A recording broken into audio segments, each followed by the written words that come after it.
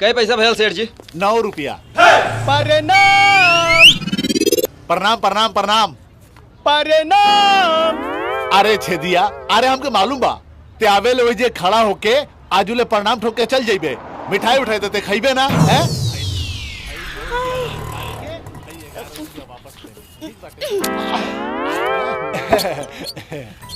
माया घर पर नीचे जल्दी ऊपर आजा ऊपर।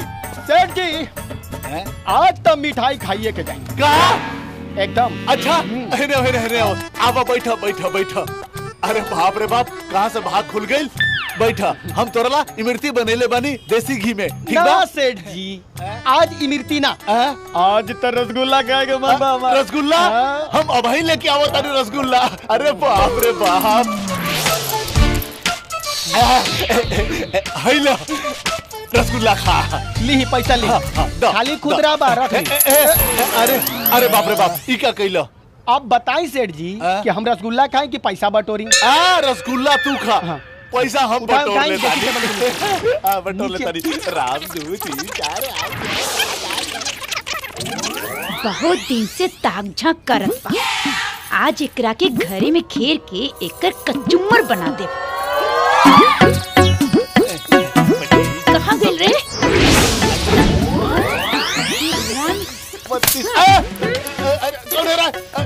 तू ई का? अरे हमरा पिछवाड़े का झाड़ू लगाओ तारू? ताकि तोहार बुद्धि जवन हो ना, वो एहिजा से उठ के कपड़ा में आ जाई। कपड़ा में? अरे मामा मतलब? तू यहाँ टेबल के नीचे चिल्लर बटोरत बाड़ा और वहाँ तोहार खजाना लूटत बा। चलो जल्दी चला। चल चल। आवा हमार फुलझड़ी करे तो बिस्तर गोल खटिया खड़ी। अरे कहा करे ताड़ा? अम्मा जल्दी आई है। अरे बाबूजी आवे चाहे आए अम्मा, आज तो गाड़ब हम मोहब्बत के खम्मा। अरे फुलझड़िया, खोल दरवाजा। बाबूजी काचू काका काचू बे भाई। अरे छेदिया निकल। फुलझड़ी बाप रे बाप रे भाग काके भागी। रुक हने तू सीधा खड़ा रहो। 1 2 3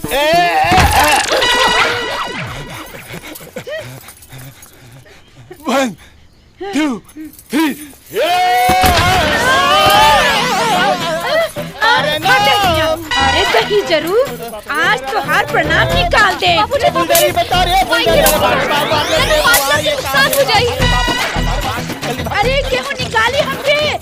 अरे निकला यार मोटकी निकल। अरे निकला। अरे मुहा दे तोरा क्या?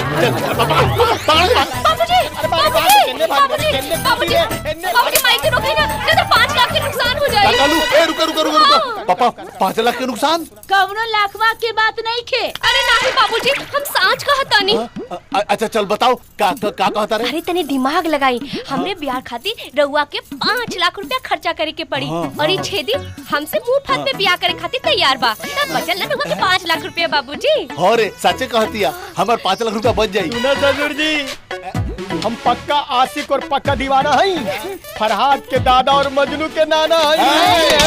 ठीक बा। देखा छेदी, तोहर बियाह हो जाई ओसे, लेकिन ओसे पहले तोके एगो परीक्षा देवे के पड़ी। परीक्षा? हाँ देखा, लोग लड़की की शादी करेला तो दहेज दे के करेला, और हम लड़की की शादी करब तो दहेज लेके करब। मतलब ई बा कि जब तू 2 लाख रुपया लेके आईबो तब हम अपना फुलझड़िया के बियाह करब। 2 लाख? हाँ।